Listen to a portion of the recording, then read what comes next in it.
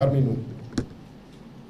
Ces derniers jours, une affaire qui depuis plusieurs années fait partie de l'actualité au quotidien a connu des rebondissements dramatiques par les développements y consacrés par le groupe britannique BBC.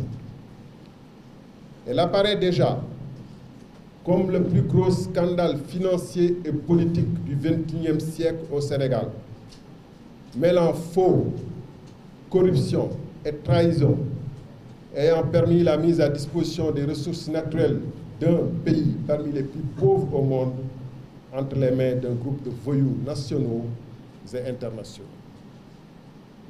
De prime abord, il convient de rendre justice et un vibrant hommage à la presse sénégalaise.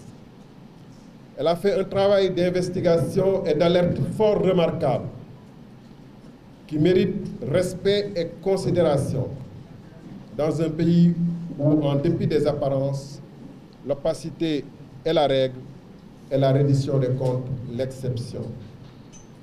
D'ailleurs, la plupart des faits que nous rappellerons à votre attention a été rendu public par la presse écrite, audiovisuelle et en ligne.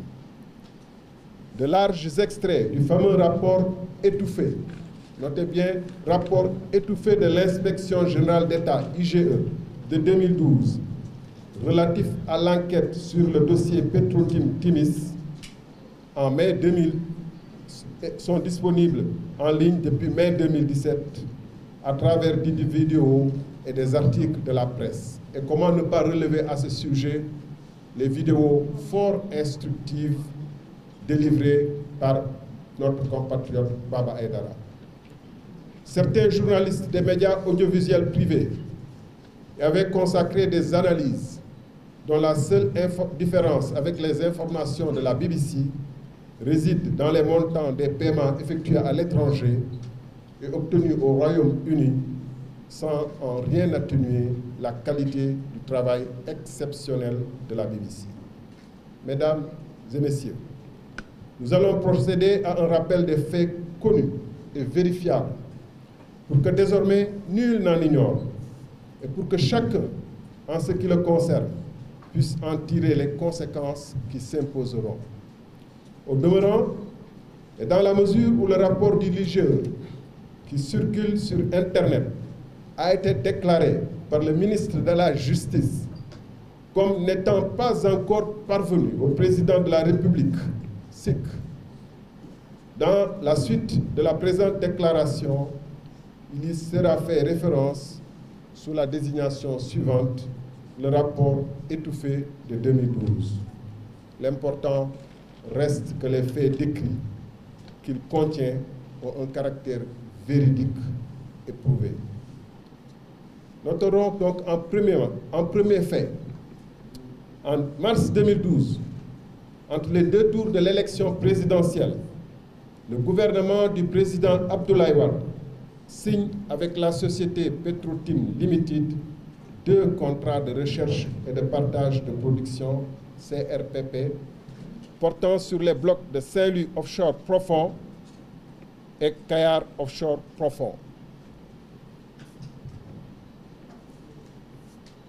Deuxième fait, ces contrats sont signés par le directeur général de Petrosen et le mandataire de Petro-Tim, le ministre d'État Karim Wade, ministre de la coopération internationale, des transports aériens, des infrastructures et de l'énergie, le président Abdoulaye Wade en approbation, qui a signé également.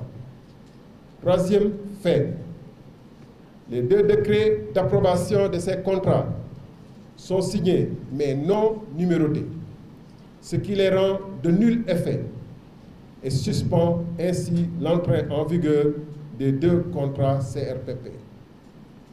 L'omission de cette numérotation ainsi que la fuite des informations sur cette opération double qui parviennent au candidat Macky Sall procède certainement de fonctionnaires patriotes s'opposant à ces coups fourrés de fin de règne. Quatrièmement, or, au moment où ces 2 blocs étaient ainsi illicitement attribués à Petro-Tim, la société Tullow Oil était en négociation avancée avec le ministère en charge des hydrocarbures, négociation officielle et documentée conformément aux dispositions de la loi 98/05 portant code pétrolier et son décret d'application. Par contre, l'attribution à Petro-Tim violait toutes les dispositions pertinentes des deux textes cités précédemment. À savoir, d'une part, Petro-Tim a été créé le 19 janvier 2012, tandis que Petro-Asia, qui est supposé être la maison mère, l'a été le 6 mars 2012. Petro-Tim ainsi que sa supposée maison mère, Petro-Asia, ont été créés ad hoc pour les besoins des contrats et n'avaient ni directement, ni à travers aucun autre mécanisme pertinent les capacités techniques et financières requises par la loi et la réglementation sénégalaise en vigueur. D'autre part, l'avis conforme du ministre en charge des Finances n'a pas été requis conformément à la procédure. En outre, la commission d'évaluation de Petrosen n'avait pas été saisie pour statuer sur un dossier qui, au demeurant, n'existait pas. Pour masquer ce marchandage informel, intervenant à quelques heures du second tour de l'élection présidentielle de 2012, entre le ministère en charge de l'énergie et Franck Timis, assisté des inévitables intermédiaires introduits dans le milieu, la date de signature a été délibérément avancée au 17 janvier 2012 par le ministre en charge de l'énergie de l'époque, Karim Wade. Un crime n'étant jamais parfait, cette date est de 2 jours antérieure à celle de création de la société Petro-Tim le 19 janvier 2012.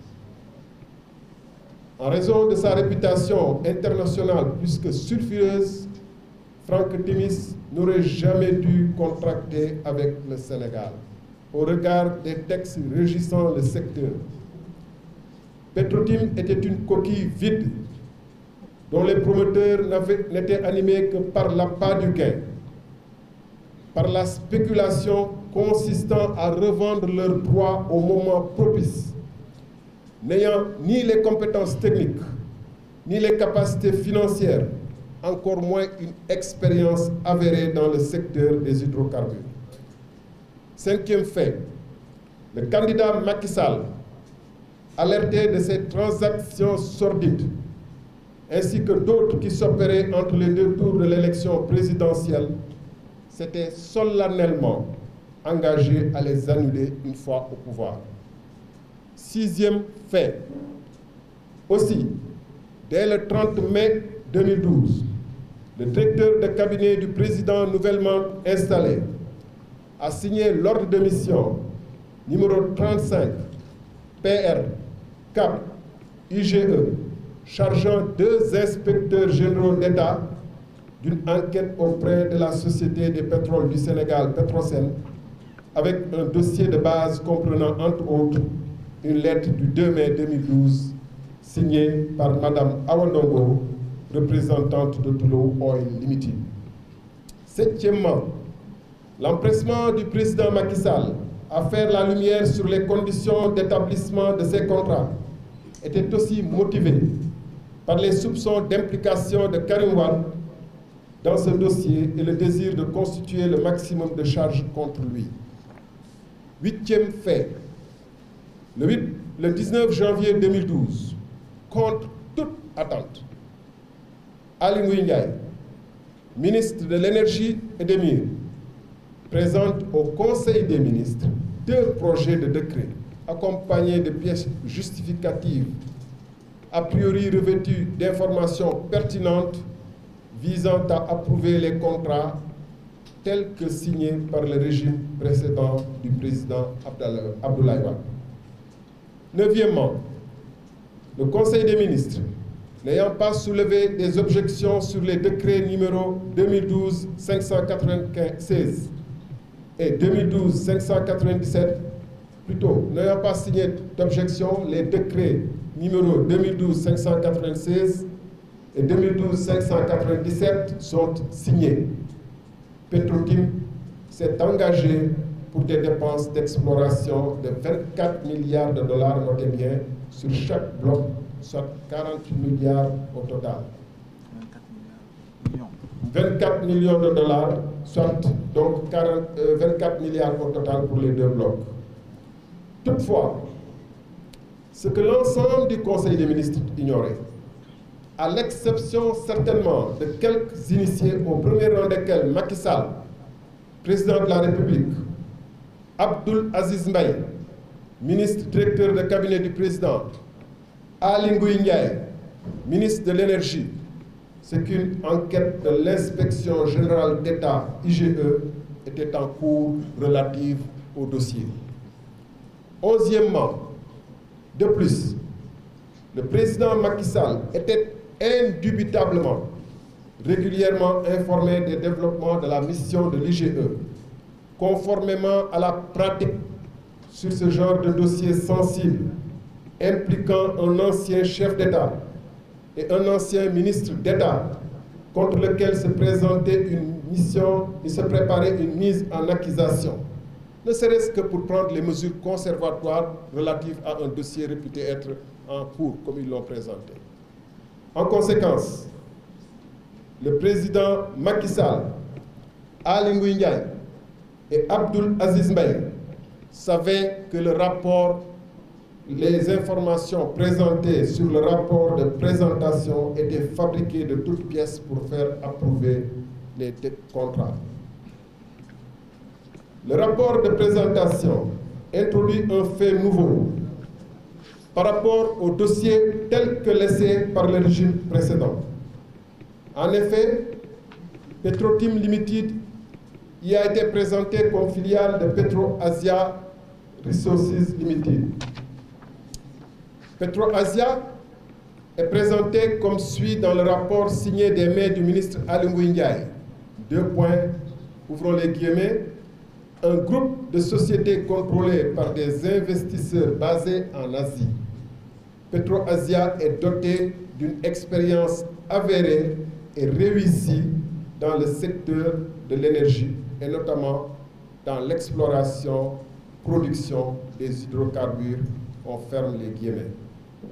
Or, cela est totalement faux, puisque d'une part, PetroAsia a été créé sous le numéro 17 13 823 avec un capital de 10 000 dollars US, c'est-à-dire 500 000 francs CFA, à Hong Kong le 6 mars 2012. Le 6 mars 2012, soit après la signature des contrats de recherche et de partage de production, le 17 janvier 2012, par Karim Wade. Elle a pour unique actionnaire, à l'exception d'une action premium, M. Wong Jung Kwang, détenteur d'un passeport singapourien, qu'il m'excuse si j'ai écorché son nom, mais il a sa place. Deuxièmement, par ailleurs, PetroAsia est dissoute en 2016, après avoir rendu les services pour lesquels elle avait été créée. Elle n'a donc aucune expérience ni compétence dans le secteur, ne dispose d'aucune capacité financière et n'a qu'un actionnaire unique. 12e série de faits. La précipitation à faire approuver par le Conseil des ministres les 2 contrats procède d'une ruse consistant en une course contre le dépôt du rapport définitif de l'inspection générale d'État pour pouvoir dire on ne le savait pas. Il semble d'ailleurs avoir décidé aujourd'hui de l'étouffer. Pour eux, il n'aurait jamais existé. Et ils y ont tenté plusieurs fois. 13e série de faits. Au demeurant, le rapport étouffé de 2012 n'a pas manqué de relever, en des termes très sévères, la précipitation du ministre Aly Ngouille Ndiaye à faire procéder à l'approbation des contrats sans attendre la conclusion du rapport d'enquête, en ces termes, deux points, n'ouvre les guillemets, la soumission par M. Aly Ngouille Ndiaye de la même convention, accompagnée d'un projet de décret est surprenante, improductive et risquée. Je cite toujours le rapport étouffé. Elle est surprenante car la présente enquête a été ordonnée par le président sur saisine du même ministre, qui n'a pas attendu les résultats de l'enquête. Elle est improductive car elle ne donne lieu à aucun versement de fonds ou gain immédiat pour l'État, justifiant une telle précipitation. Elle est risquée car la convention de recherche et de partage de production signée avec Petrotim n'est pas à l'abri d'un recours en justice pour les irrégularités qui attachent sa validité. Naturellement, le rapport étouffé de 2012 ne pouvait désigner nommément le véritable destinataire de cette admonestation, à savoir le président de la République qui a ordonné l'enquête et mesure mieux que quiconque les véritables enjeux en ses qualités d'ancien cadre de Petrosen, ancien directeur général de Petrosen, ancien ministre en charge des hydrocarbures. Au surplus, le rapport étouffé de 2012, 14e fait donc, le rapport étouffé de 2012 a proposé au président de la République l'annulation des permis, entre guillemets, en raison des irrégularités qui entachent la validité des conventions signées avec Petrotim, qui en sont le substrat. Une minute, excusez-moi.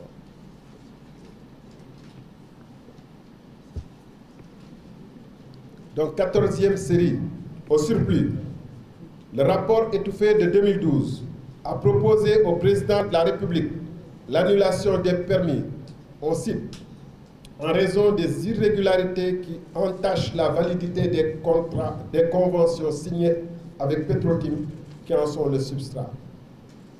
15e série de faits, le président de la République, Macky Sall, a totalement ignoré les conclusions du rapport étouffé de 2012 et n'a rien entrepris pour annuler les permis.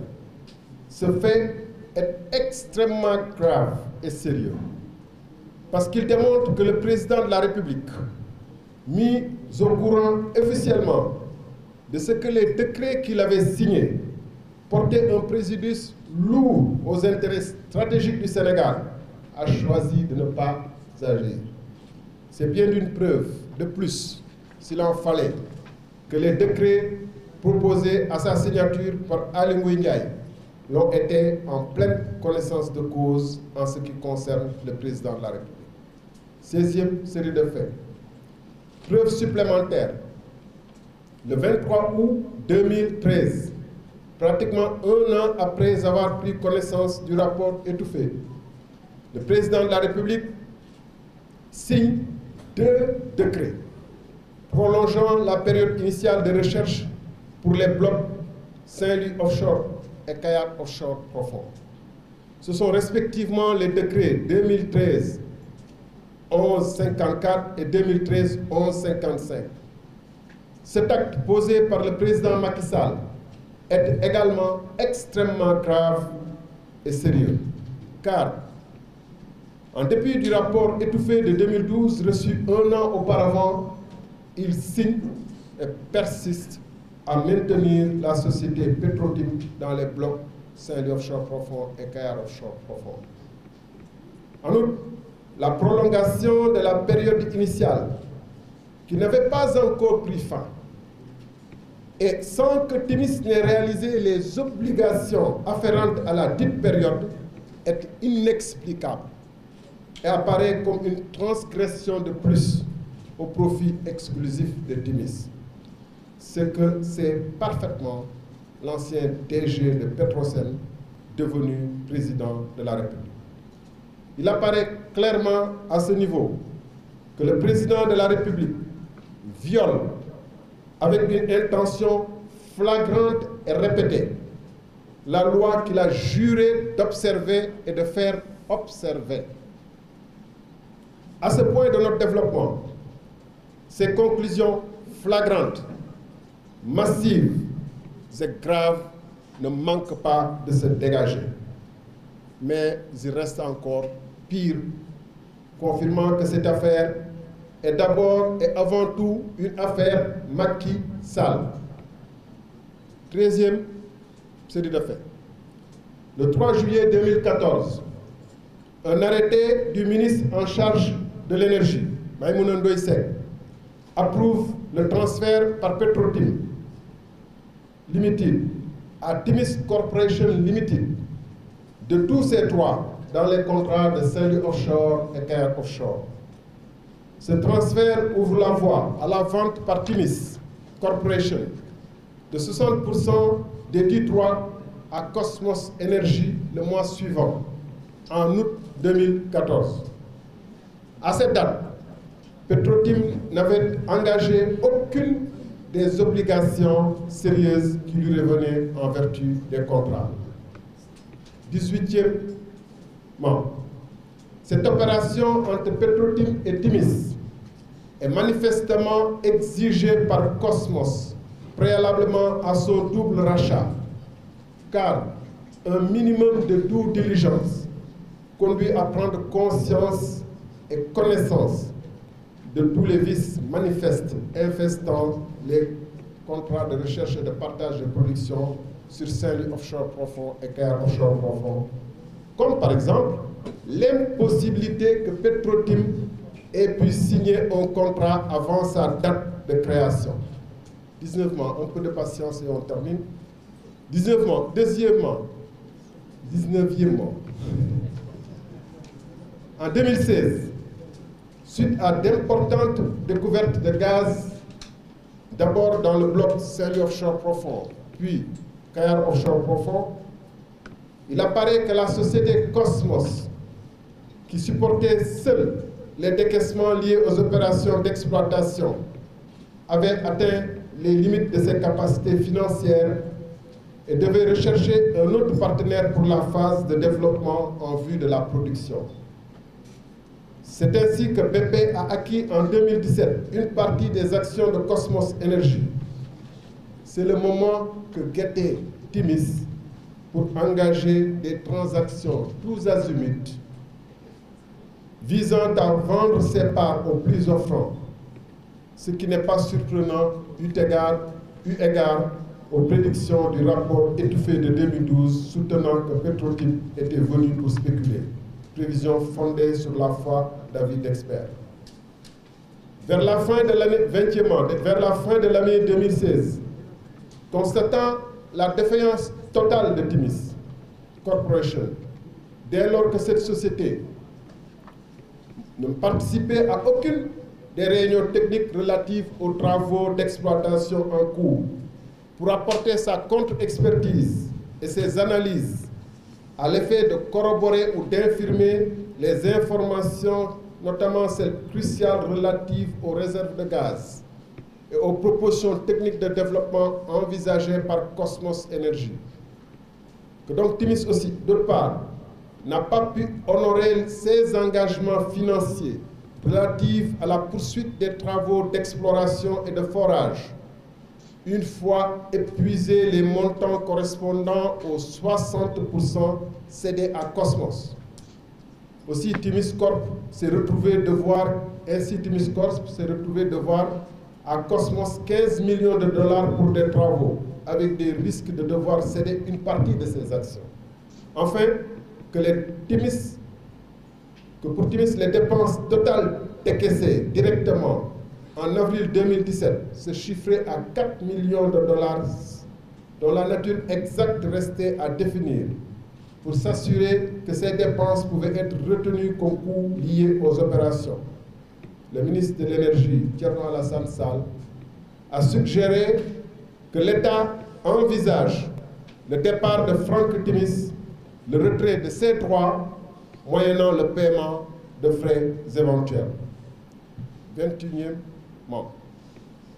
N'ayant pas été soutenu dans sa proposition, Thierno Alassane Sall s'est en conséquence opposé à la transaction entre Timis Corporation et BP, à lui soumise au mois d'avril 2017, et qui comportait les éléments suivants.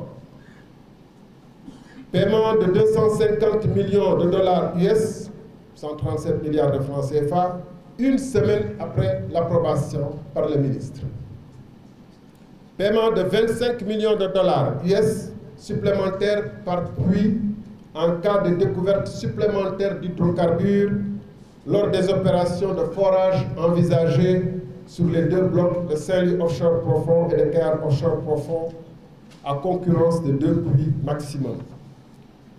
Enfin, paiement durant la durée de vie du projet de redevances ou royalties selon un pourcentage non explicité dans l'accord soumis à l'approbation du ministre et objet d'un accord tenu secret.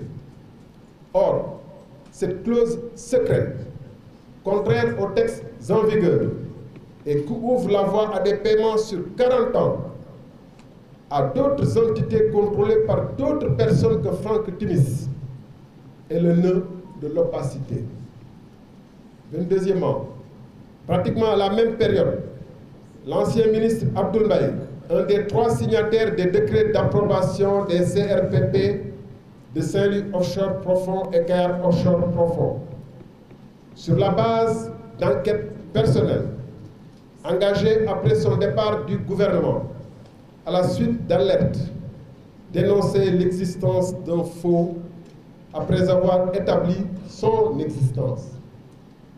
Il est le seul des 3 signataires des décrets à avoir procédé à ces dénonciations à ce jour. 23e, Abdoul Mbaye, ayant informé le président de la République par lettre ouverte, afin que nul n'en ignore, lui demandant par ce même courrier de faire engager des enquêtes administratives et judiciaires, conféré lettre numéro 10/SPPDT du 15 août 2016, également lettre numéro 11/ACT/SP/PDT du 19 octobre 2016, lettre du 26 avril 2016. Abdoul Mbaye a fourni des éléments constitutifs du faux et a offert son concours pour la recherche de la vérité. Aucune suite n'a été donnée à ces courriers. Le président de la République, Macky Sall, gardien de la Constitution, ayant en charge la sauvegarde et la protection des intérêts de la nation sénégalaise et celle de veiller à l'application de la loi, est resté dans un silence injustifiable depuis pendant près de 3 ans.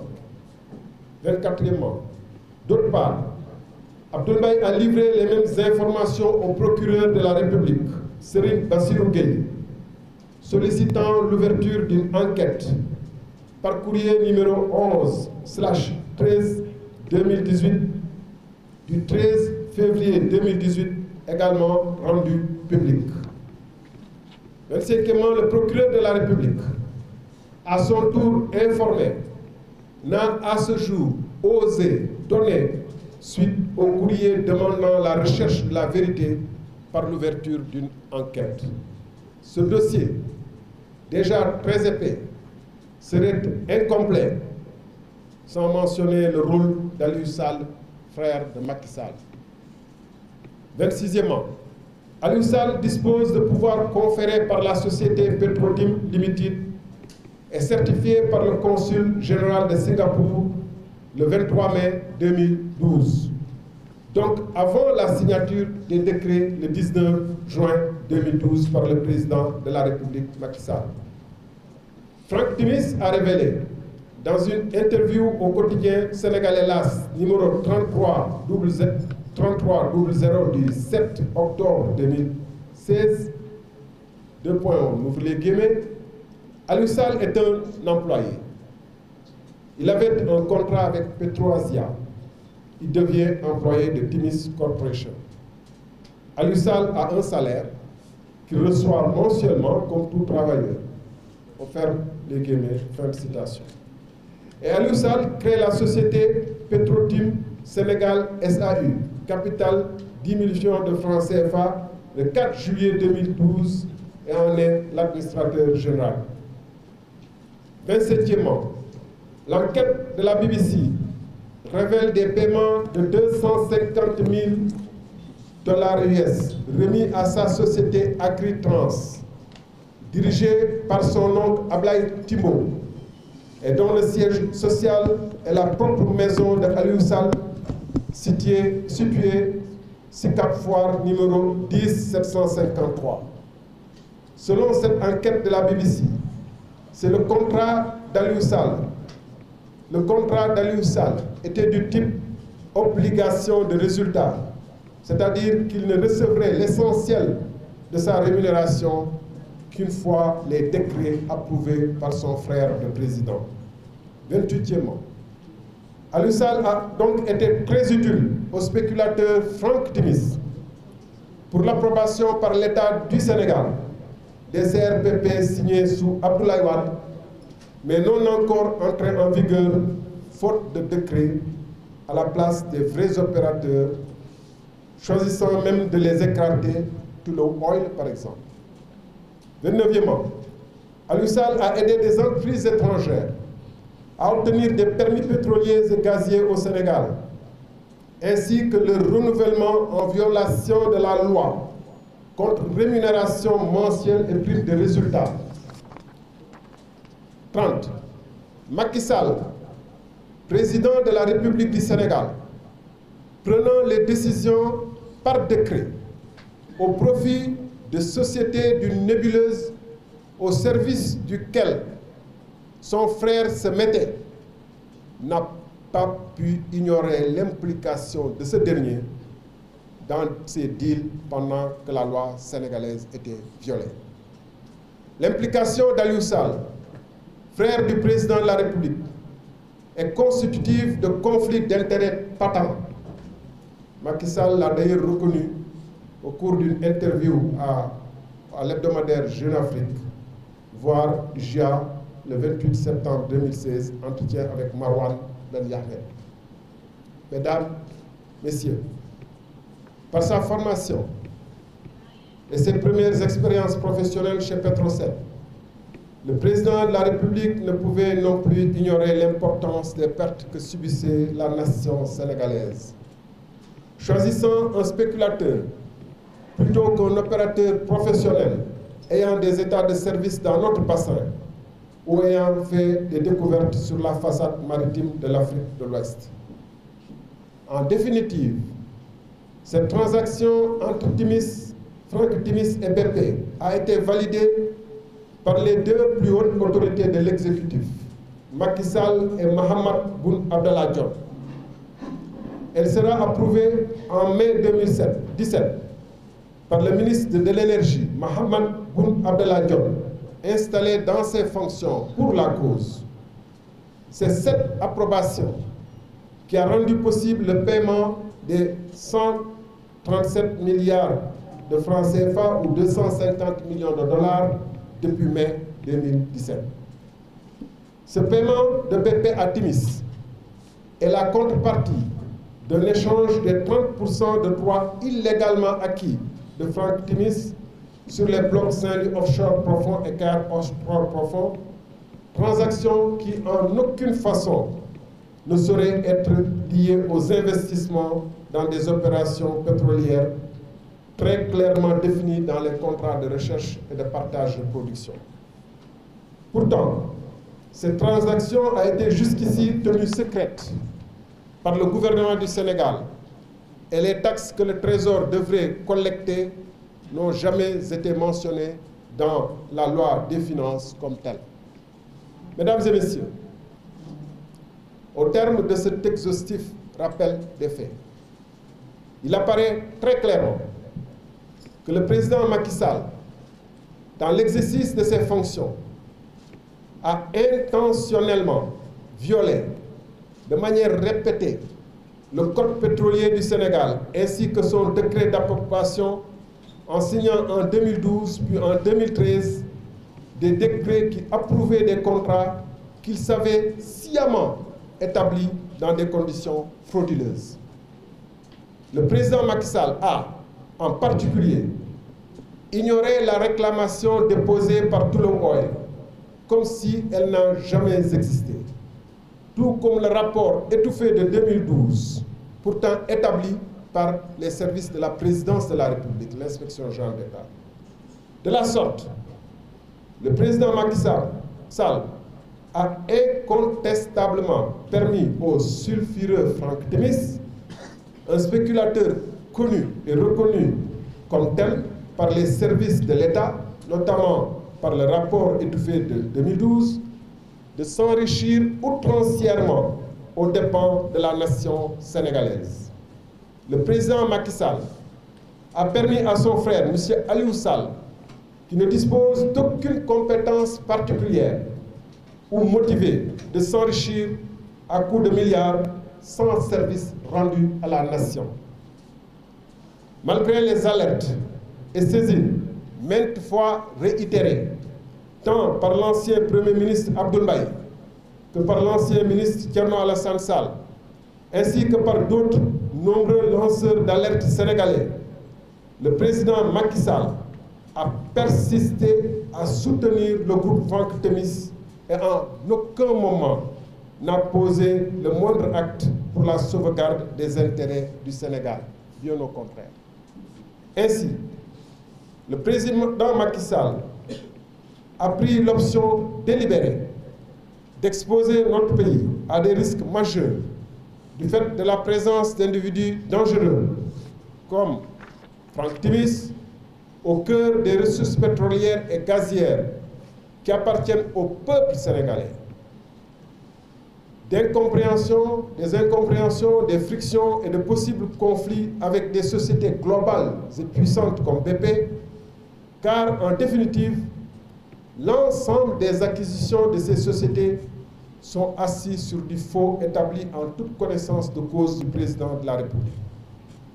Incontestablement, le président Macky Sall a intentionnellement refusé de donner la suite appropriée à des informations pourtant fiables, constantes, sur l'établissement de faux dans l'octroi de permis délivré par un ancien Premier ministre, Abdoul Mbaye.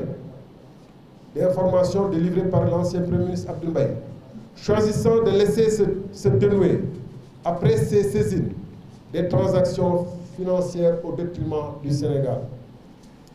Les faits ci-dessus exposés font ressortir de fortes présomptions d'association de malfaiteurs, d'auteurs et de complices de faux en vue d'une entreprise ayant abouti à la spoliation d'intérêts du Sénégal, permettant l'enrichissement gratuit de personnes dont son propre frère Aliou Sall. Mesdames, Messieurs, le Congrès de la Renaissance démocratique estime qu'il y a là matière à ouvrir une enquête pour haute trahison, impliquant Macky Sall, ainsi que l'ensemble des ministres, fonctionnaires et responsables des sociétés publiques qui ont pu contribuer à la commission de tels actes, en particulier Aly Ngouille Ndiaye et Mahammed Boun Abdallah Dionne. Tous les témoins de cette affaire relative aux attributions d'autres permis à Franck Timis, à Ovidiu Tender et aux autres bénéficiaires devront être entendus dans le cadre de ces enquêtes, y compris anciens premiers ministres, anciens ministres. De telles enquêtes devront être conduites non seulement au Sénégal, mais également en Grande-Bretagne et aux États-Unis d'Amérique, où se trouve le siège principal de la société Cosmos Énergie. Ici, au Sénégal, le Congrès de la Renaissance démocratique prendra les initiatives appropriées s'agissant des mises en cause qui, de par leur fonction, relèvent de la Haute Cour de justice pour l'ouverture d'une enquête parlementaire. En ce qui concerne Aliou Sall et Franck Timis, ainsi que tous les hauts fonctionnaires ayant pris part à cette haute trahison, une plainte sera déposée auprès du procureur spécial de la Cour de répression de l'enrichissement illicite contre l'agent public, le sieur Aliou Sall. Au plan politique, le Congrès de la Renaissance démocratique, qui ne ménagera aucun effort pour la manifestation de la vérité, s'emploie déjà et poursuivra dans cette dynamique, sans relâche, avec constance et détermination, dans les semaines et les mois à venir, malgré les menaces de toutes sortes qui n'émeuvent guère au regard des enjeux pour le peuple, à la mise en place d'un large front citoyen et patriotique, politique et démocratique de lutte en rapport avec tous les segments de la nation pour porter tous les combats que requiert ce gigantesque scandale sans précédent dans l'histoire du Sénégal. La vérité, toute la vérité doit être recherchée, dite et sûre. Nul ne devra être au-dessus de l'application de la loi. La paix et la stabilité du Sénégal sont à ce prix. Fait à Dakar le 11 juin 2019, la conférence des leaders.